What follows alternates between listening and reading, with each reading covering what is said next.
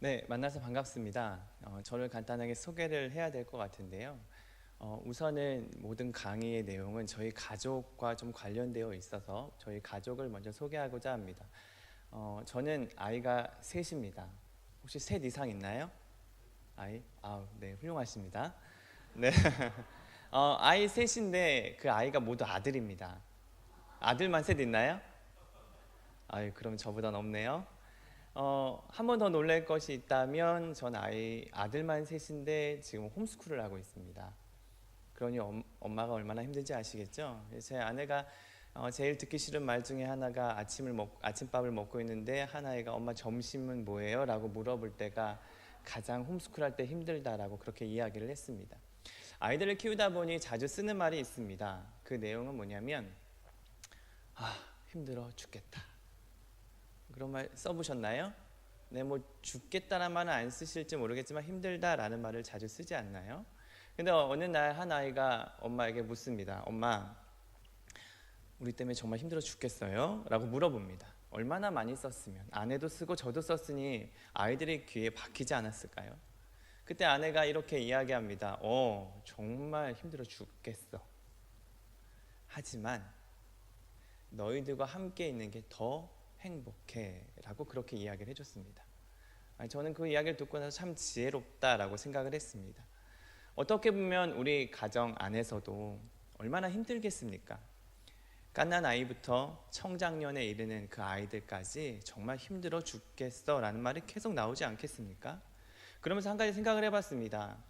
그런데 우리는 늘 그 앞에 이야기만 하고 속 깊은 이야기를 말하지는 않는다 이거잖아요.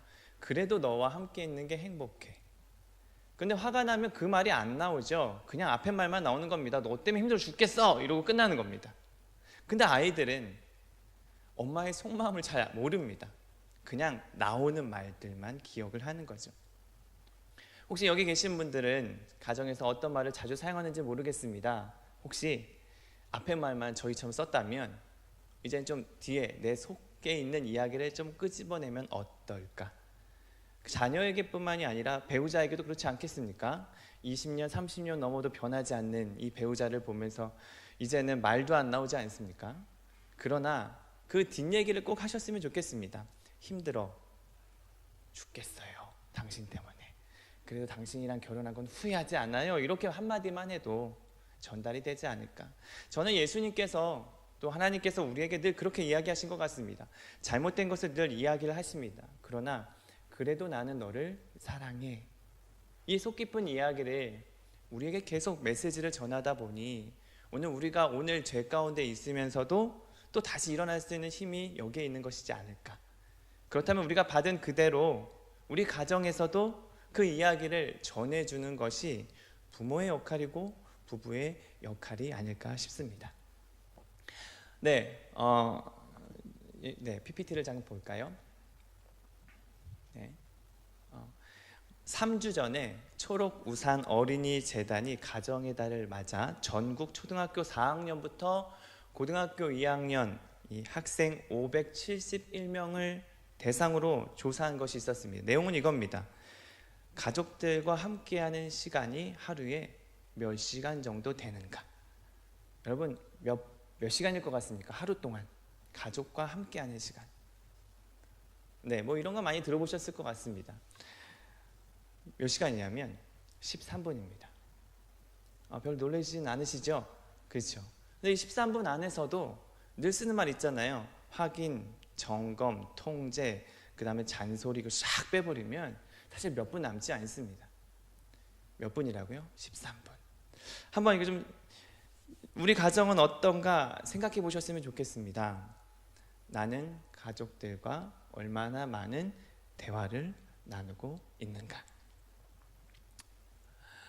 오늘날 가정의 기능이 상실하고 있다는 것을 단적으로 말해주는 거 있는데 그게 바로 이겁니다. 집은 있어도 가정은 없다. 그렇죠? 이게 지금 현대 가정의 모습인 것 같습니다. 이게 그리스도인은 예외일까? 그렇지 않죠. 그리스도인들도요. 집은 있는데 그 안에 따뜻한 이야기가 오고 가지 않는 그런 가정은 아닌 것 같습니다. 현대 가정의 위기가 그렇다면 사실 그리스도인의 더 큰 위기가 한 가지가 더 있습니다. 그 위기는 이겁니다. 한번 같이 읽어볼까요? 시작. 그렇습니다.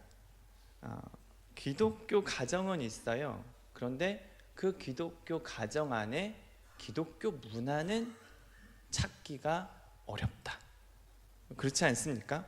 요즘 교회마다 화두가 뭐냐면 다음 세대, 신앙 대입기입니다. 그런데 요즘 갈수록 교회에서 교회학교 아이들을 찾기가 어렵습니다. 한 통계에 의하면 전국 교회 50% 이상이 교회학교가 아예 자체가 없답니다. 무슨 말씀인지 아시겠죠? 그러니까 유아 유치부 부서가 아예 없다는 거죠. 물론 개척교회를 포함하다 보니 50%라는 이야기가 나왔겠지만 그만큼 다음 세대의 신앙의 대가 갈수록 이게 단절되어 있다는 것을 이야기해주고 있는 겁니다. 과연 누구의 문제일까? 교회의 문제일까? 아니면 가정의 문제일까? 이것을 먼저 짚기 위해서는 자녀 신앙교육의 주체가 누구인가부터 우리가 좀 생각해 보셔야 될 것 같습니다. 한번 여쭤보겠습니다. 신앙교육의 주체는 교회입니까? 가정입니까? 네, 가정이라고 생각들은 다 하시죠? 네, 최소한 50% 이상 정도는 가정이라고 그렇게 생각을 할 겁니다. 물론 교회와 가정은 같이 연합해서 나아갈 때 신앙이 잘 자라게 되죠. 여기 그래프 보이시나요? 여기 보면 큰 교회라는 톱니바퀴와 가정이라는 톱니바퀴 두 가지가 있습니다. 자녀들의 신앙이 바로 성장하기 위해서는 이 톱니바퀴가 같이 맞물려 돌아가야 합니다. 그럴 때 아이들이 성장하는 거죠. 아시나 모르겠지만 저희 때는 고등학교, 대학교 정도 되었을 때 청년들이 교회를 떠났는데요. 지금은 많이 앞당겨졌습니다. 중학생도 아니고요. 초등학교 고학년이 되면 교회를 떠납니다. 왜 떠날까? 저는 이렇게 한 가지로 진단하는 건 이겁니다. 가정이란 톱니바퀴, 가정에서 신앙의 훈련이 되어 있지 않았기 때문에. 그러니까 이미 가정에서는 톱니바퀴가 멈춰 있거나 혹은 서서히 돌아가는 겁니다. 근데 애들이 신앙이 있어 보이죠? 왜냐하면 아이들이 그래도 교회를 나오고 있거든요. 그러니까 성경 구절도 알고요. 유명한 인물들은 다 압니다. 왜냐하면 교회에서 전도사님들과 교사들이 정말 열심으로 다해서 섬기고 있거든요. 그런데 문제는 초등학교 고학년이 되면 아이들이 교회를 나오지 않습니다. 자, 그럼 어떤 일이 생기나요? 가정이란 톱니바퀴는 멈춰 있거나 서서히 진행을 하고 있고요. 이제는 교회라는 톱니바퀴는 멈춰 있게 되는 거죠. 그때 이제부터 우리가 아차 이렇게 이야기하는 겁니다. 누구 때문일까? 가정이란 톱니바퀴가 멈춰 있는 순간 이미 이제 아이들은 당연히 교회를 떠나는 구조로 되어 있습니다.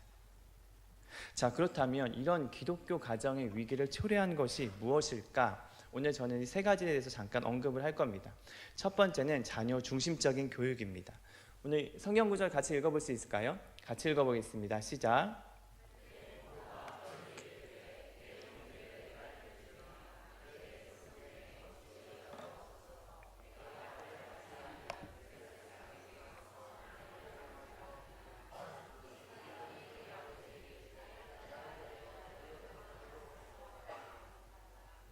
네, 삼손 아시죠? 아주 힘센 사람입니다. 그리고 나시린이죠. 나시린은 거룩하게 구별된 사람이죠. 이방인과 결혼을 하면 안 됩니다. 그런데 오늘 이 삼손이 부모님에게 찾아가서 이제 때를 씁니다. 나 이방 여인과 결혼하고 싶습니다. 그때 부모님이 뭐라고 하죠? 안 돼. 넌 나시린이야. 이방인과 결혼해서는 안 돼. 그런데 또 다시 또 재차 이야기합니다. 나 좀 결혼하고 싶다고요. 내 친구도 결혼했고 얘도 결혼했는데 왜 나만 안 됩니까? 세상 살기 위해선 그렇게 살아야 되거든요. 그러다 보니 부모님들 마음이 어떨까요? 아, 세상 살아가야 돼? 고민이네. 그러면서 어떻게 하나요? 허락을 합니다. 왜요? 그게 아이를 생각하는 마음이라고 생각했던 거죠. 흔히 말하면 우리도 아이들이 태어나는 순간부터 경쟁이라는 그 한복판에 아이를 밀어넣습니다. 그렇죠? 그래서 스펙을 쌓아주려고 노력합니다. 왜요? 1등 하기 위해서. 경주마로 키우는 거죠. 부모는 그 기수가 되는 거죠. 그래서 이 아이라는 그 경주마가 1등 할 수 있도록 채찍도 때리고 또 당근도 줍니다. 그런데 문제는 1등을 하는 경주마가 흔치 않다는 거죠. 혹시 여기서도 자녀들이 전국에서 혹시 한 번이라도 1등 하신 분 있으신가요? 전국 반 1등 말고요. 제가 강의를 수차례 많이 다녔지만 전국 1등은 한 번도 없었던 것 같아요. 근데 부모는 늘 내심 1등 하기를 기대하고 있죠. 1등 못하니 어떨까요? 아, 쟤는 뭐야? 자괴감에 빠지기도 하죠. 부모만 그렇습니까? 아이들도 그렇습니다. 알죠? 엄마 아빠가 나에 대한 기대감이 얼마나 큰지. 며칠 전에 저희 큰아이가 그러더라고요. 저에게 기대하지 마세요. 저희 정말 기대 별로 안 하거든요. 그래서 제가 이랬습니다. 기대감은 가져도 되지 않냐? 나는 결과물은 중요하지 않다. 그러나 기대감은 가질 거다. 근데 아이들이 기대감을 가지다 보니 근데 1등을 못 하잖아요. 그러니까 이 아이들 절망을 합니다. 또 1등을 했는지 몰라도 내가 왜 1등을 했는지 모르는 거죠. 결국 이 낙오된 경주마는 그 말 이름이 바뀝니다. 야생마라고 들어보셨나요? 야생마 특징이 뭐죠? 통제가 안 됩니다. 중학교 되면 청소년이라는 그 이름의 탈을 쓰고 아이들이 생떼를 쓰잖아요. 막 방 안에 들어가면 정말 침묵하는 아이였다가 나오는 순간 깡패가 된다고 막 그런 얘기를 하더라고요. 그만큼 아이들이 야생마로 변하는 거죠. 제가 그 전에 한 교회에 있었을 때 한 집사님 댁에 신방을 갔습니다. 갔더니 한 중학교 아이와 같이, 남자 아이와 같이 예배를 드릴 준비를 하고 있더라고요. 그래서 제가 와, 기특하다. 근데 예배를 드리고 있는데 갑자기 그 아이가 벌떡 일어나더니 자기 방으로 가요. 그래서 제가 내가 뭐 실수했나? 너무나 궁금하더라고요. 그래서 예배를 끝나고 그 아이 방에 찾아갔습니다. 문을 열어주더라고요. 물어봤습니다. 너 왜 중간에 일어났어? 라고 그랬더니 이 아이가 뭐라고 말했냐면 저 지금 수학 문제 풀 시간이에요 라고 그러더라고요. 그래서 막 뭐 이런저런 또 얘기를 나누는데 갑자기 또 얘가 벌떡 일어나더니 또 나갔다가 들어와요. 뭘 들고 먹을 것을. 어디 갔다 왔니? 그랬더니 이 아이 하는 말이 지금은 간식 타임이라는 거예요. 그래서 간식을 먹고 있는 아이를 보면서 제가 물어봤습니다. 너 소원이 뭐니? 아이가 없나요? 네. 좀 무서운 말이라서. 이 아이의 첫 번째 소원이 뭐였냐면 이거였습니다. 내 엄마를요 이렇게 하는 거예요. 페류나, 가장 큰 페류나 아시죠? 근데 표정 하나 안 바뀌고 TV에 나와 있는 정말 이 페류나의 얼굴 모습을 그대로 가졌습니다. 두 번째 소원은 뭐야? 그랬더니 큰 누나랑 작은 누나도 동시에 갇힙니다. 그래서 좀 한번 마지막으로 세 번째 소원은 뭐니? 저 혹시 아빠라고 나올까 봐. 세 번째 소원은 뭐냐 그랬더니 학원 안 다니는 거예요. 그래서 제가 물어봤습니다. 엄마에게 말해. 학원 안 다닌다고. 그랬더니 그 아이가 저 여자가 안 된대요. 제가 그래서 그 문을 열고 그 여자분에게 찾아갔습니다. 혹시 제 아이의 소원 아세요? 아신대요. 근데 왜 그러셔야 돼요? 그랬더니 이유가 있대요. 이분이 그냥 일반적 중산층입니다. 그냥 우리랑 똑같습니다. 근데 이 중에 셋 중에 아이 한 명이라도 공부를 좀 잘했으면 좋겠다는 거예요. 근데 큰 딸을 시켰더니 중간, 둘째 딸을 시켰더니 밑바닥, 셋째 아를 시켰는데 초등학교 고학년 때부터 두각을 나타내더니 하이 클래스인 거죠. 그래서 얘한테 올인을 한 겁니다. 자유시간 없어요. 시간별로 보내야 돼요. 학원을 가야 되고. 제가 그걸 보면서 무슨 생각이 들었냐면 힘만 센 삼손을 만들고 계셨구나. 오늘 우리가 잘 생각하셔야 됩니다. 스펙이라는 거 좋지만 힘만 센 삼손을 만드는 거 위험합니다. 야생마는 위험합니다. 길들여지지 않는 이상은 아주 위험한 거죠. 오늘 우리 가정이 좀 놓쳤던 것은 무엇이었을까라고 했었을 때 세상에서 말하는 어떤 자녀 중심적인 어떤 스펙을 쌓기 위해서 신앙을 많이 양보하고 있지 않았나. 저는 첫 번째를 그렇게 봅니다. 두 번째는 막연한 기대감입니다. 엘리 제사장 아시죠? 제사장. 물론 지금으로 이 목사라고 같은 선상에 놓일 수는 없으나 좀 비슷한 맥락이 있죠. 어쨌든 회막 안에 거하고 있고 또 하나님께 늘 제사를 드렸던 사람입니다. 그런데 엘리 제사장이니까 아들은 어땠을 것 같아요? 늘 회막 안에 거했으니까 신앙이 좋아질 거라고 생각하지 않겠습니까? 그런데 이 두 아들 홈리와 비느하스는 망난입니다. 왜? 늘 회막 안에 수종드는 여인과 동침을 하고 하나님께 드릴 번제물을 자기가 좋은 부위는 끄집어내서 자기가 먼저 먹습니다. 누구의 아들이라고요? 네, 엘리 제사장이어야 돼. 제가 목사잖아요. 저도 늘 이런 마음을 가지고 있었습니다. 하나님, 저는 목사입니다. 그리고 아들 몇 명이라고 그랬죠? 저는 늘 그걸로 협박을 했거든요. 저는 아들 셋입니다, 하나님. 그리고 전 목사입니다 라고 하면서 제가 늘 기도했던 건 제 아들 알아서 해주세요, 이렇게 얘기했습니다. 여기서 알아서라는 건 거의 다 똑같습니다. 공부 잘해야 되고요, 키도 한 180 이상은 돼야 되고요, 또 예체능은 하나씩 했으면 좋겠고, 이왕 결혼할 거면 돈 많고 예쁘고 신앙 좋은 딸 며느리와 결혼했으면 좋겠고, 좋은 직장에 갔으면 좋겠고, 좋은 대학교에 나갔으면 좋겠고, 이 정도가 같았습니다. 그런데 하나님께서 저에게 주셨던 두 가지 마음이 있었습니다. 첫 번째 마음은 뭐였냐면, 아유, 너는 목사인데 왜 이렇게 예수님 줬으면 됐지 요구하는 게 왜 이렇게 많냐는 거죠. 근데 별로 감동이 안 왔습니다. 요구할 수 있는 거 아닌가? 목사라고 뭐 요구할 수 없나? 라는 생각이 있었습니다. 그때는 별로 시큰둥했죠. 근데 두 번째는 어떤 마음이었냐면 이거였습니다. 그래서 부모를 준 거 아니겠니? 부모가 자녀를 신앙을 양육하라고. 근데 왜 자꾸 나한테 토스시켜? 왜 자꾸 나한테 넘겨? 라고 이야기를 하는 겁니다. 근데 제가 그 다음부터 말을 할 수가 없었습니다. 아, 그랬구나. 부모에게 사명을 줬구나. 저는 당연히 제가 목사니까, 게다가 아들 셋이니까 하나님이 좀 잘해주시겠지라는 그런 기대감이 있었습니다. 한번 물어볼까요? 자, 여기 여러분을 기준으로 나보다 내 자녀들이 신앙이 좋아지길 기대하시는 분 한번 손 들어볼까요? 제 말이 좀 어렵나요? 네. 그러니까 내 자녀가 신앙이 더 좋아지길 기대하시는 분 대부분이시죠? 그렇죠? 그럼 또 하나 묻겠습니다. 그러면 신앙이 좋아질 거라는 근거는 뭡니까? 가정에서도 하나님 이야기 하나도 안 해요. 만약 주일날 교회에 데려오는 것이 내가 최선이라고 생각을 한다면 조금 고민해 보셔야 되지 않을까요? 그냥 막연한 기대감, 뭐 우리 아이 지금 초등학교 때부터 열심히 나오니까 중학교까지는 잘 나오니까 그 교회 안 나옵니다. 그래도 예전엔 나왔으니까.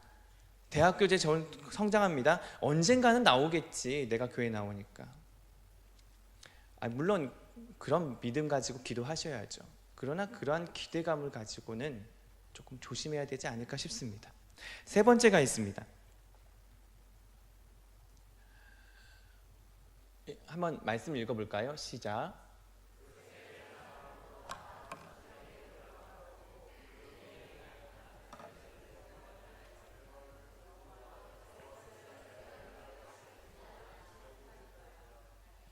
네, 여호수아가 죽고 그 당시에 장로들이 죽게 되자 무슨 사건이 났냐면 우리가 늘 알고 있는 사사시대로 돌입됩니다. 그런데 2장 7절에는 뭐라고 나오냐면 여호수아가 살았을 때는요, 이스라엘 백성들이 잘 섬겼대요. 뭔가 이상하지 않나요? 근데 여호수아가 죽었더니 사사시대로 돌입했다는 거죠. 이거 보면 역시 우리는 이렇게 생각할 수 있잖아요. 역시 한 사람의 영향력 대단해, 뭐 그렇게 해석할 수도 있죠. 그런데 오늘 우리가 읽었던 신명기 6장의 말씀을 보면 구약의 지상명령이 바로 부모에게 내리셨어요. 네 가족 돌봐. 근데 바로 이 사사기에 큰 문제가 생겼죠. 여호수아 한 사람이 죽었는데 모든 가정이 다 무너졌어요.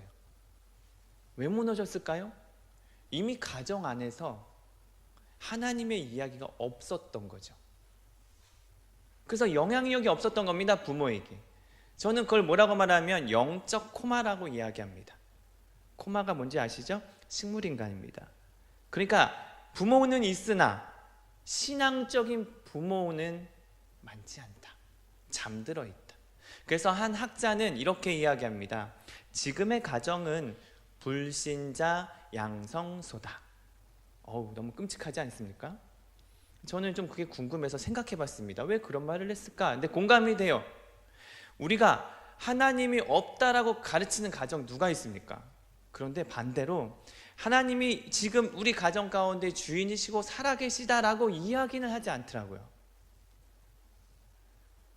그래서 그걸 불신자 양성소란 말을 쓸 수가 있겠구나. 아이들 학교에 보내죠? 신은 없다라고 가르치지는 않습니다. 그냥 신에 대해서, 하나님에 대해서 아예 말을 언급을 안 하는 거죠. 그 자체가 뭔가요? 부정인 거거든요. 오늘 우리가 다시 한번 생각해 봐야 됩니다. 한번 또 점검을 해볼까요? 네, PPT를 잠깐 보시면, 네, 나는 가정에서 하나님 이야기를 나누고 있는가? 그리고 일주일에 몇 분 정도 나누고 있는가? 게이트키퍼라는 용어가 있는데요, 수문장, 게이트, 문을 지키는 사람입니다. 그러니까 커뮤니케이션의 관문을 지키는 사람, 어떤 뉴스나 정보의 유출을 통제하는 거죠. 다 받아들이지만, 그러니까 여당에게 필요한 것만 골라서 보내고 또 야당에게 피해서 필요한 건 골라보내는 거죠. 선별을 하는 작업을 하는 거죠. 방송도 그렇고 신문사도 그런데 바로 가정에서도 영적 게이트키퍼 역할을 해야 된다는 겁니다. 그래서 신명기 6장 오늘 읽었던 말씀이 그 이야기입니다. 가나안 땅에 들어갈 건데 싸움 전술 방법을 이야기하지 않고요, 관계의 기술에 대해서 이야기하지도 않습니다.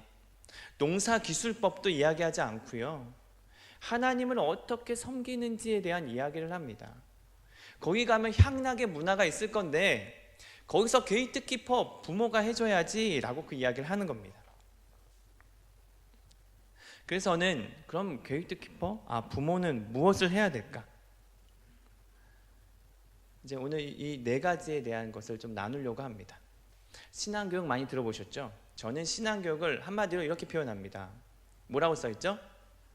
신앙 경험. 자, 경험을 어디서 하라는 걸까요? 가정에서. 그럼 경험을 하기 위해서 뭔가 모델이 필요하지 않을까요? 모델은 누구일까요? 부모입니다. 부모의 삶을 통해 아이들은 간접 경험을 하는 거죠. 이렇게 사는 거구나. 수백 마디 말로 이야기하는 게 아니라 엄마, 아빠의 뒷모습, 그거 한 장면들을 계속해서 쌓아두면서 아이들이 기억하는 거죠. 그래서 부모의 역할들은 뭐냐면 자녀들이 어떻게 하나님을 섬기는지를 보고 배울 수 있는 환경을 열어주는 겁니다. 그래서 저는 이 네 가지를 이제 하나씩 말씀드릴 건데, 하나는 신명기 6장을 근거로 들려주는, 보여주는, 반복, 함께하는 교육, 이 네 가지에 대해서 이야기를 할 겁니다. 유대인들은 아침 저녁으로 하나님의 말씀을 가르쳤고요, 네덜란드 개혁교회는 아침 점심 저녁으로 했습니다. 그럼 어떤 것을 들려줄까 한번 생각해 볼까요? 저기 잠옷실도 있죠. 제일 요즘 잘 쓰는 말이 뭔가요? 하지마, 뭐 그런 거 아닐까요? 하지마. 아니면 좀 크면 하나 둘 셋, 또 착한 엄마는 5가지. 착한 엄마는 5이 아닌 거 아시죠? 사실 5이라고 한다는 건 아이들한테는 5가지는 용납이 된다는 의미를 가지고 있기 때문에 하나 둘 셋은 사실 좋지는 않습니다. 어쨌든 자주 쓰는 말. 근데 우리는 뭘 들려줘야 되냐면 하나님 이야기, 그리고 하나님께서 이 아이를 어떻게 생각하는지, 그걸 우리는 다른 말로 기도라고 표현할 수가 있습니다. 그래서 등교, 취침 전후, 어떤 분은 목욕, 산책, 이렇게 기도를 하죠. 혹시 여기에 있는지 모르겠습니다. 자녀를 위해서 기도해 주신 분은 있더라고요. 근데 배우자를 위해서 혹시 기도해 주신 분 있나요? 저녁에 잠자기 전. 한번 당당하게 한번 손 들어볼까요? 저 뒤에 많네요. 역시 월등하신, 맞나요? 네. 오늘 생각해 보면 우리는 자녀들에게도 잠자기 전에 가장 우리가 큰 축복의 언어인 기도를 이야기하지 않고 있고 또 배우자에게도 하고 있지 않나 라는 생각이 듭니다. 저는 전에 교회에서 이 운동을 벌였습니다. 미사감. 미안해, 사랑해, 감사해. 별거 아니잖아요.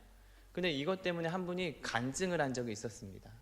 미사감을 했더니 7살짜리 망나니 같은 아이가 3주 만에 변했어요. 뭐 이런 이야기를 한 적이 있었습니다. 이 아이에게 한 번도 미안하다는 말 하지 않았던 엄마가, 그래서 유치원에서는 블랙리스트에 올라갔던 이 아이가 엄마가 미안해 하는 그 순간 7살 아이가 처음으로 들었던 이야기를 듣고 아이가 바뀌었다는 거죠. 혹시 여기서도 미안해 잘 하시나 모르겠습니다. 그냥 퉁치는 미안해 그런 거 말고요. 무엇 때문에 그 마음을 상하게 해서 미안해. 자녀에게도 그렇고 배우자에게도 하는 것이 필요한 거죠. 오늘 이 미사감 운동은 교회에서도 했으면 참 좋겠습니다. 저희는 저녁 때 이렇게 했습니다. 제가 전에 있던 교회에서 세미나를 계속 6주간을 했었는데요. 저기 보시면 그 꼬마 아이가 이렇게 등 하나 들고 있는 거 보이시나요? 저희는 어떻게 했냐면 이 등을 이렇게 줍니다. 제가 큰아이에게 이렇게 등을 줍니다. 하민아, 오늘 내가 수학 가르쳐 줄 때 짜증내서 미안해. 중학교 1학년인데 수학 가르쳐 주면 정말 화가 나거든요.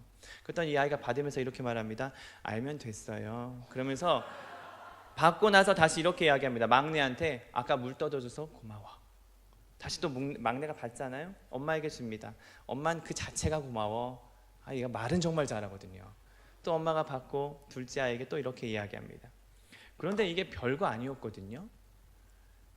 그런데 저녁에 왔었을 때 미안해, 감정도 풀어주고 자기에 있는 감정에 대한 솔직한 표현을 했더니 정말 달라지더라고요. 아이들 특징 아시죠? 미안해 한마디면요, 아이들은요, 우리는 미안해도 화가 안 풀리잖아요. 언젠가 복수해야지 그 마음이 품는데 이 아이들은요, 미안해 그러면 정말 그러고 끝나요. 제가 그 아이 보면서 이런 것이 어린아이 같은 마음이 있으면 참 좋겠다. 오늘 그 가정 안에서도 이런 이야기를 계속 들려주는 것이 필요하지 않나 싶습니다. 보여주는 교육도 필요합니다. 그래서 유태인들은 이 이마, 손목, 이 테필린을 감고요. 또 이제 메두자라고 하는데요. 문마다 이렇게 하나님의 말씀의 성구를 이렇게 붙여놓습니다. 기억하게끔 하려고. 그래서 저도 좀 응용을 해봤습니다. 그냥 집에 현관과 거실에다가 액자를 끼워서요, 말씀을 이렇게 넣어봤습니다. 물론 지금은 그렇게 하지 않고 아이들이 어렸을 때. 그랬더니 아이들이 자주 보더라고요. 이렇게 해서 아이들에게 보여주는 교육이 많이 필요하겠구나. 한 번은 제가 헌금 교육을 한 적이 있었습니다. 목적은 2가지였습니다. 첫 번째는 모든 재정은 하나님께서 주신 것이다라는 것을 가르쳐주고, 그리고 우리가 어떻게 반응해야 되는지를 아이들이 눈으로 보게끔 해주려고. 또 하나는 수고한 아버지, 어머니에 대한 그 마음을 좀 알려고. 그래서 이렇게 했습니다. 보이시나요? 네, 돈 많아 보이죠? 네, 제가 받은 사례비의 일부를 꺼냈습니다. 그리고 아이들에게 이것은 하나님께서 우리 가정에게 주신 거야. 우리는 그래서 감사한 마음으로 11조를, 왜 11조를 내는지 설명도 해주고요. 감사원금도 따로 구분해주고 이렇게 다 정리를 해놨습니다. 그랬더니 이제 아이들이 아는 거죠. 하나님이 주셨구나. 그리고 주신 것을 우리가 구별해서 다시 드리는 거나 라는 걸 이제 어렵지 않은 거죠. 근데 우리는 보통 그렇게 안 하고, 야 500원 가져가, 1000원 가져가. 우리도 그렇잖아요. 내가 헌금 안 갖고 왔네. 그러면서 막 기도 시간에 빨리 지갑 열어놓고 이렇게 집어넣기도 하고. 그런데 그러면서 결국 부모는 11조를 내고 무슨 헌금을 내는데 아이들은 부모가 뭘 하는지 모릅니다. 그런데 초등학교 고학년 되는데 교회를 안 나가요? 당연히 모든 것들을 배울 수가 없는 거죠. 그래서 아이들에게 가르치고, 두 번째는 이제 헌금을 다 구별하고 남은 돈이 있잖아요. 그리고 제가 그것을 아내에게 이렇게 줍니다. 그리고 뭐라고 말했냐면, 얘들아, 엄마가 한 달 동안 마이너스 되지 않고 잘 관리할 수 있도록 격려의 박수를, 애들 막 박수를 칩니다. 또 현숙한 아내가 그냥 가만히 있으면 또 안 되잖아요. 어떻게 했을 것 같아요? 자, 한 달 동안 수고한 우리 아빠를 위해서 또 박수 오면 박수를 막 칩니다. 제가 그걸 보면서 무슨 생각이 들었냐면, 지금 우리는 뭐 배우자 월급 봉투로 가져오는 경우는 없잖아요. 다 계좌이체입니다. 그러다 보니 남편이 수고했구나라는 말조차 꺼내지도 않고요. 월급날 들어왔나 안 들어왔나, 또 이거 언제 이것밖에 없나, 돈 숨겨놓은 거 없어, 막 이런 걸로만 얘기하다 보니 배우자의 수고를 이야기하지 않더라고요. 그래서 제가 전교에서도 제가 맡고 있는 젊은 부서는 꼭 월급 받는 날 돈을 찾아와라, 그리고 간식을 먹거나 식사를 하면서 얘기를 해라. 하나님이 주셨다. 그리고 배우자는 상대방에게 수고했다라는 이야기를 해주고, 또 반대로 가정에서 힘써 지키는 건 수고 많았습니다라는 서로의 칭찬을 해주면 어떨까. 이것이 자녀들에게 보여주는 교육이 필요하다 생각합니다. 세 번째는 반복입니다. 샤난이라는 말은 이겁니다. 찌르다라는 뜻을 가지고 있지만 반복하여 가르친다. 그래서 저희는 어렸을 때부터 한 7, 8년 됐는데요, 암송을 하고 통독을 하고 큐티를 하고 있습니다. 요즘은 패밀리 타임이라는 시간을 갖는데요, 그냥 뭐 간단히 이겁니다. 저희는 이제 홈스쿨을 하고 있으니 시간이 많잖아요. 저녁 8시 반부터 9시 반까지는 패밀리 타임입니다. 그래서 그때는 다 모입니다. 모여서 같이 영화도 보기도 하고 같이 발표하는 시간도 갖기도 하고 보드게임도 하고요. 그 안에 같이 놀고 즐기면서 자연스럽게 또 가정 예배를 드리죠. 그래서 아이들이 얘들아 모여라 그러는데 중학교 아이들도요, 중학교 아이도 거절하지 않습니다. 왜요? 라고 모이지 않습니다. 자, 오늘 가정 모임 시간, 가정 예배 시간 그러면 아이들이 네 하고 이렇게 모입니다. 아, 그게 참 어렸을 때부터 중요하구나. 그래서 그 말씀들을 계속 반복을 합니다. 하루는 저희가 이 막내 아이입니다. 보이나요? 네, 볼 때는 순하고 정말 영롱하고 정말 착해 보이죠? 지금 9살인데 제 아내는 이 아이가 5살 때부터 사춘기가 와서 지금껏 힘들다라고 한번 울면서 그러더라고요. 새벽 한 2시에. 난 쟤를 어떻게 키울지 걱정입니다. 그런데요, 하루는 저희가 11시 정도쯤에 다 마루에서 같이 잠을 잤거든요. 큰아이는 그냥 누우면 자고, 불 끄고 이제 다 이불을 깔고 저 아내 그리고 둘째 셋째가 이렇게 남아 있었습니다. 이렇게 다 뭐 이런저런 얘기를 나누고 있는데 막내가 아주 무서운 질문을 했어요. 그 질문은 이겁니다. 나를 위해서 물을 떠다 줄 사람, 이렇게 얘기를 한 거예요. 누가 좋아해요? 아무도 안. 저희들 얘는 눈치가 백단이에요. 아, 엄마 아빠는 안 해주겠구나. 그러니까 이제 집중 공략 누구겠어요? 둘째. 근데 막내의 또 특징은 뭐냐면 될 때까지예요. 노래를 불러야 되거든요. 떠줄 사람, 떠다줄 사람, 떠다줄 사람 막 이러면서 가죠. 근데 첫째와 둘째의 또 특징 중에 하나는 밤에 불 끄면 옆방도 못 가요. 그러니까 그런데 이 둘째도 무서워서 안 가는 게 아니라 사실 귀찮아서 안 가는 거거든요. 근데 이 셋째는 뭐라고 생각했냐면 형아가 무서워서 안 가나 보다. 그러면서 이렇게 딱 한 방 날렸습니다. 형아 마음속에 예수님이 계셔. 걱정하지 마. 갔다 와. 저희가 그 이야기하고 있는데 자는 척하고 있었거든요. 빵 터졌습니다. 근데 사실 그 주간의 내용이 뭐였냐면 하나님이 너희 마음속에 계셔, 이거였거든요. 물론 얘는 아전인수격으로 자기가 악용을 한 거죠. 자기가 먹으려고. 근데 저는 그게 너무 믿지 않았어요. 그냥 이뻤어요. 그래도 그 말씀을 생각하고 있구나. 저는 아이들 어떤 분이 그러더라고요. 저희 목사, 어떤 아는 친구 목사님이 내 부모를 공경하라라고 했더니 이 아이가 내 부모를 뭐라고 그랬을까요? 그렇죠, 공격하라. 자기는 TV에서만 봤던 아이가 그 자기 아이였대요. 저는 그러면서 웃으면서 얘기했습니다. 그래도 괜찮아. 아직 어린데. 그러나 말씀 가지고 이야기하는 그 자체가 얼마나 좋아. 이렇게 해서 제가 반복도 하기도 했고요. 마지막으로는 함께하는 교육입니다. 신앙교육은요, 신앙은 경험이라고 얘기하지 않았습니까? 인터넷 강의와 독학으로 되는 게 아닙니다. 가정이 함께 하려면 같은 공간에 있어야 되고, 그 같은 공간에서 하나님 이야기가 흘러나와야겠죠. 삶이 공유가 돼야 되고, 그리고 그것에 대해서 부모의 마음은 어떤지, 자녀의 마음은 어떤지, 그리고 마지막으로 하나님의 마음이 어떤지 그것을 공감하는 것, 그것에 함께하는 교육입니다. 그래서 저희는 어떻게 하냐면 주일날 설교 나눔을 같이 하고요, 또 가정 예배를 드리고, 또 함께 할 수 있는 가정 달력을 이렇게 같이 만들어서 이야기를 했습니다. 우리가 이제 몇 가지, 제가 6가지 이렇게 저희 가정에서 했던 것들을 잠깐 언급하겠습니다. 네. 이 교회에서는 어떤지 모르겠습니다. 제가 다녔던 전교회와 전전교회는 영아부에서부터 고등부까지 설교 본문이 같습니다. 네, 이게 통합 측 교단은 그렇게 하더라고요. 그런데 아이들이랑 제가 주일날 설교 뭐 들었니 물어본 적이 없었어요. 근데 하루는 궁금하더라고요. 얘네는 뭘 들었을까? 늘 가정과 교회 연합이라고 그랬는데 교회에서 있었던 얘기들을 제가 가정에서 물어보지 않았다 싶어서 아이들에게 물어봤습니다. 그랬더니 아이들이 막 재밌게 얘기를 해요. 오늘 저는 뭘 했어요? 뭘 들었어요? 근데 다 아이들이 알죠. 같은 본문이니까. 그래서 원포인트 교육이 중요하구나 라고 생각을 했습니다. 그래서 아이들이 이렇게 발표 의자에 앉았습니다. 보이시죠? 네, 둘째 아이도 이렇게 하고요. 셋째 아이는 없습니다. 왜냐하면 가만히 안 있거든요. 근데 셋째 아이가 5살 때였습니다. 이 아이가 갑자기 손을 들더니 오늘은 저도 발표할 게 있답니다. 저희는 얘가 손을 들면 무섭거든요. 그럼 나가라. 나갔더니 얘가 이렇게 얘기합니다. 하나님께서 아브람을 부르셨어요. 그리고 그 아브람은 뚜벅뚜벅 걸어갔어요. 제가 너무 감동이 됐습니다. 5살짜리 아이가. 근데 그 다음부터 문제였습니다. 뚜벅뚜벅 걸어갔어요.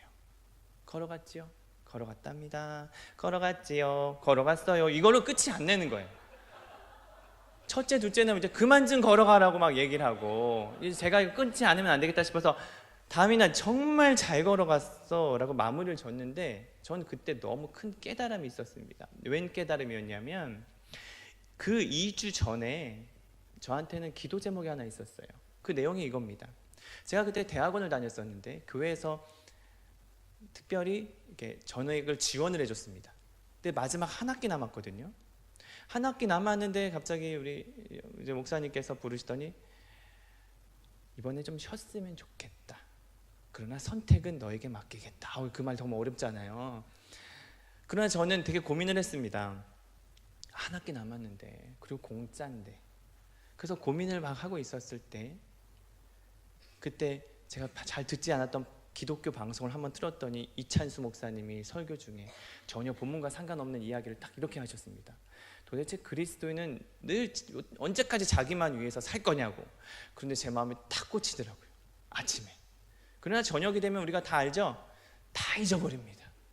그래서 제가 마음을 딱 정리하고 그래도 공부해야 되겠다라고 하는 순간에 이 아이가 이러는 거죠. 뚜벅뚜벅. 뚜벅뚜벅이는 뭔 말이냐면 힘없이 일정한 간격으로 터벅터벅 걸어가는 거거든요. 그렇지. 당장은 손해보는 것이 있어도 그래도 걸어가야지. 제가 그 이야기를 듣는 순간에 제 아내의 얼굴을 쳐다봤거든요. 아내가 저를 보더니 고개를 끄덕거려요. 저랑 같은 사인이 맞은 거죠. 이 아이가 그냥 했던 말 똑같은 거였어요. 걸어서 갔어요. 걸어갔어요. 걸어갔어요. 근데 저도 그것을 걸어가기로 결단을 하게 됩니다. 지금 제가 잘났다고 저 그거 안 하기로 했어요. 지금 잘난 얘기하는 게 아니라 부끄러운 얘기를 하는 겁니다. 저는 그렇게 하고 싶지 않았거든요. 근데 어린 아이의 그 5살짜리의 입술을 통해서 하나님이 저에게 말씀해 주셨던 거죠. 그냥 주일날 잠깐 얘기 나눴던 것 뿐인데. 오늘 아이들과 좀 이야기를 나눠보셨으면 좋을 것 같습니다. 교회 학교에서 어떤 얘기 들었니? 자녀가 좀 너무 어리거나 성장했다면 부부끼리도 할 수 있지 않을까요? 목사님 설교 어땠어요? 비판 얘기 말고요. 목사님에 대한 그것을 내가 감동된 건 무엇이었는지를 함께 나누는 시간을 가지면 참 좋은 것 같습니다. 저희는 초인종이 뭔지 아시나요? 띵동 누르는 거죠. 혹시 집에 들어가실 때 초인종 누르고 들어가시는 분 손 들어볼까요? 네, 좋습니다. 훌륭하시네요. 비밀번호 다 아시잖아요. 그렇죠? 지금은 이 초인종을 누구만 누르는지 아시죠? 누굴까요? 아니죠. 정확한 표현하면 택배 아저씨만 누를 수가 있는 거죠. 참 대단하죠. 근데 제가 이런 생각이 들었습니다. 아내와 이런저런 얘기 나누면서 초인종을 누르다 보니 들어오는 아이들을 반겨주지도 않고 배우자도 반겨주지 않고 아이들의 표정이 어떤지 배우자의 표정이 어떤지를 좀 알았으면 좋겠다. 그래서 저희가 결단을 했습니다. 이제 우리 집은 초인종을 누른다. 그래서 이렇게 보통 때는 제가 들어와도 애들이 이렇게 영상을 보고 있었거든요. 그래서 바꿨습니다. 아침에 제가 붙여놨어요. 초인종을 눌러주세요. 그리고 제가 저녁에 퇴근하고 들어왔습니다. 그리고 저도 습관을 쫓아 또 드어락을 눌렀습니다. 띡띡띡띡. 그랬더니 안에서 아이들이 그렇게 얘기합니다. 초인종을 눌러주세요. 이렇게 얘기를 하더라고요. 그래서 제가 아참 다시 도어락을 내리고 띵동 눌렀죠. 그랬더니 아이들이 다 앞에 있고 안에도 들어왔더라고요. 물론 다 엄마가 시켰겠지만 오늘 하루 고생 많으셨습니다. 아내도 오늘 고생 많았습니다. 이렇게 안아주고 토닥거려주고. 저는 별거 아니었는데요. 되게 기분 좋더라고요. 그러면서 아이들의 얼굴도 보고 또 저만 들어오는 게 아니라 아이들도요. 태권도 학원 다닐 때도 그냥 애들 도어락 열었거든요. 근데 제가 이제는 태권도 갔다 올 때도 문 열어. 초인종을 꼭 눌러야 돼. 그랬더니 아이들을 반겨주는 모습 보면서 애들이 웃으면서 들어오더라고요. 물론 뭐 쓰레기 버리러 갈 때마다 초인종 누르시면 서로 짜증이 나니까요. 그건 안 됩니다. 그냥 좀 장거리 갔다 왔을 때만 초인종을 눌러주시는 겁니다. 왜 안 열어 막 짜증내고 이러면 결국 다 깨지는 거거든요. 그래서 우리가 상대방에 대한 수고와 헌신, 관심을 이렇게 초인종 하나로도 할 수 있지 않을까.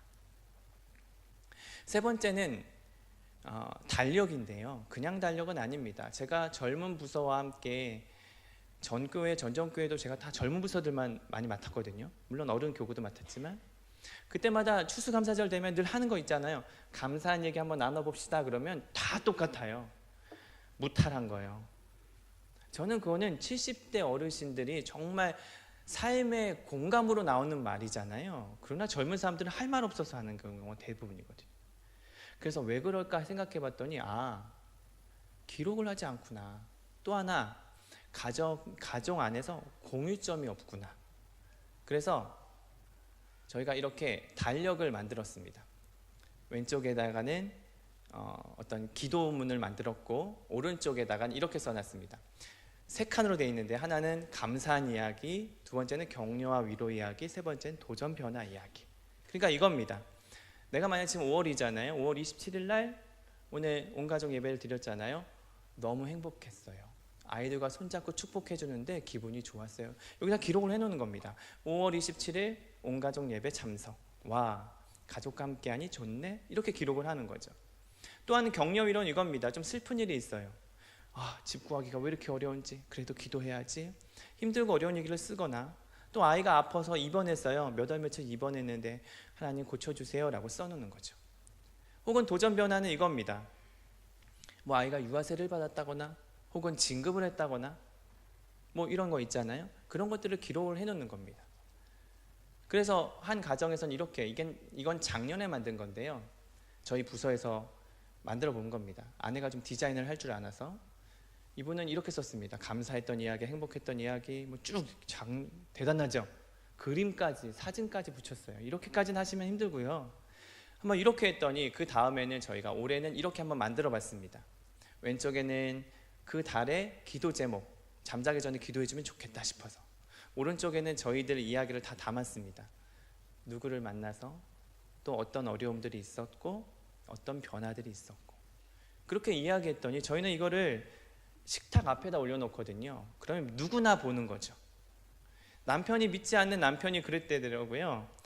매일 늦게 들어왔는데 이 부인이 이거 쓰는 거 보면서 쭉 한번 읽어봤대요. 우리 가족 이런 일들이 있었구나. 예전에는 어떤 일이 말도 안 하니까. 그러면서 그 다음날 아침에 일어났더니 야, 너 그거 했다며? 그러면서 이야기가 됐다고 하더라고요. 그만큼 우리가 이야기들을 많이 가지고 있지 않았구나. 나는 은혜를 받았는데 이 은혜 받은 이야기를 사실 자녀들에게 전해줘야 되는 거 아닐까요? 저희가 올해 개척을 했습니다. 양평에. 개척하니 뭐 열심히 이제 하려면 또 수고가 많이 필요하잖아요. 아이들에게 이야기했습니다. 우리 개척 준비해야 되니까 우리 조금 더 아껴 쓰자. 막내만 지금 학교를 다니거든요. 2학년인데 이제 올해나 내년까지만 다닐 건데 이 아이가 하루는 집에 왔습니다. 엄마에게 이렇게 이야기합니다. 엄마, 나 우유 먹고 싶어요. 우유 시켜주세요. 학교에서 그 종이를 갖고 왔거든요. 둘째가 그 아이를 딱 째려보더니 이런 철없는 놈, 지금 개척해야 되는데 지금 넌 우유를 먹는다는 말이 나와? 근데 우유가 7,000원, 8,000원밖에 안 하거든요. 너무 웃겼습니다. 그런데 저는 어떤 생각이 들었냐면 우리가 너무 스트레스를 줬나? 그런 생각도 들면서 또 하나는 가정이 지금 뭘 위해서 기도하고 있는지를 알고 있구나. 하나님께서 어떻게 채우시는구나. 봤지? 하나님이 하신 거야. 아빠가 관계가 좋아서 이런 걸 얻은 게 아니야. 아빠가 능력이 뛰어난 게 아니야. 하나님이 만나와 메추라기를 공급하신 거야. 이런 것들을 저희가 계속해서 기록해 놓거든요. 그랬더니 얼마 전 아이들이더라고요.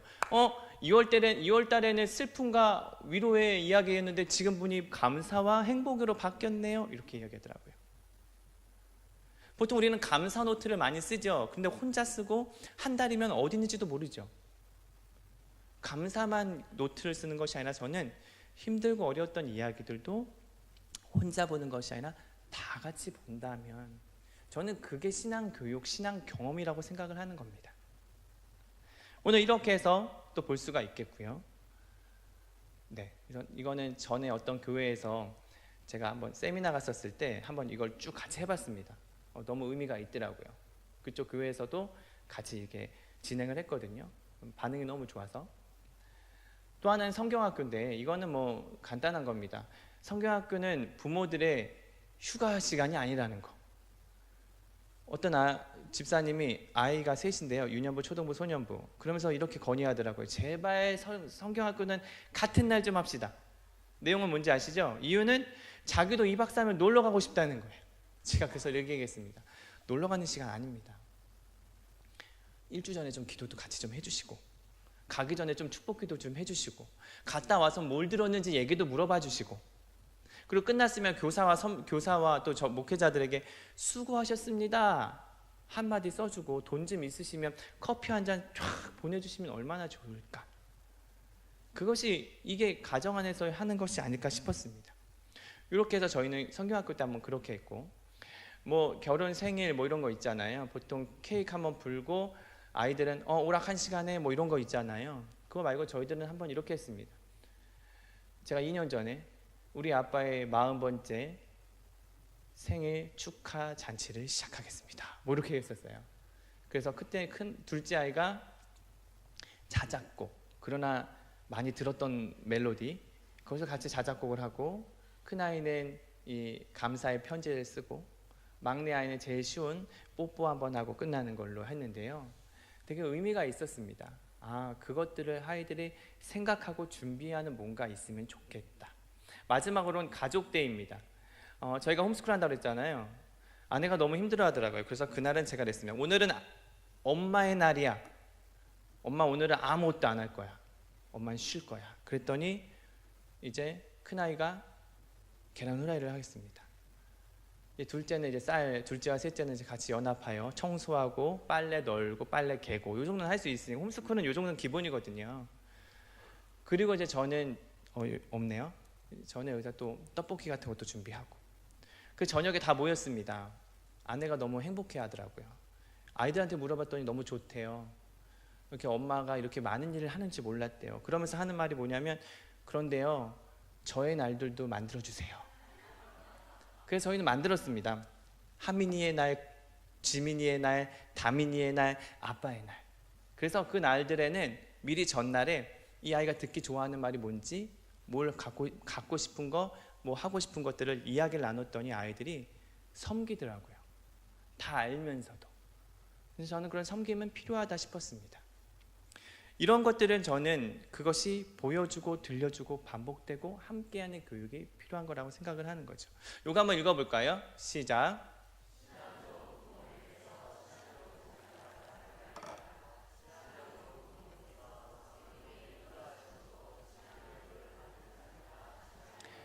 네, 중요합니다. 그냥 막연한 기대감이 아니라 신앙 교육, 신앙 경험을 가져야 됩니다. 마무리입니다. 온도계와 온도 조절기가 있죠. 온도계는요 그냥 반응하는 겁니다. 세상이 그러니 어떻게 살아? 그럴 수밖에 없지. 근데 조절기는 좀 다르죠. 추우면요 집에서 보일러를 켭니다. 더우면요 에어컨을 켜서 조절을 합니다. 저는 이것을 게이트키퍼라고 이야기를 하거든요. 세상이 그렇다고 해서 우리도 우리의 자녀들을 어쩔 수 없었다, 바쁘다, 그렇게 우리가 손을 놓아야 할 것인가? 그건 아니죠. 그렇다면 이제 우리 가정은 온도 조절기 역할을 해야 되지 않을까? 그래서 이 리전트 대학의 유미리 박사님이 했었던 그 말을 마지막으로 세 가지를 이야기하고 마치도록 하겠습니다. 평소 고생해서 배운 유산을 다음 세대에게 물려준다면 여러분은 어떤 것을 물려주겠습니까?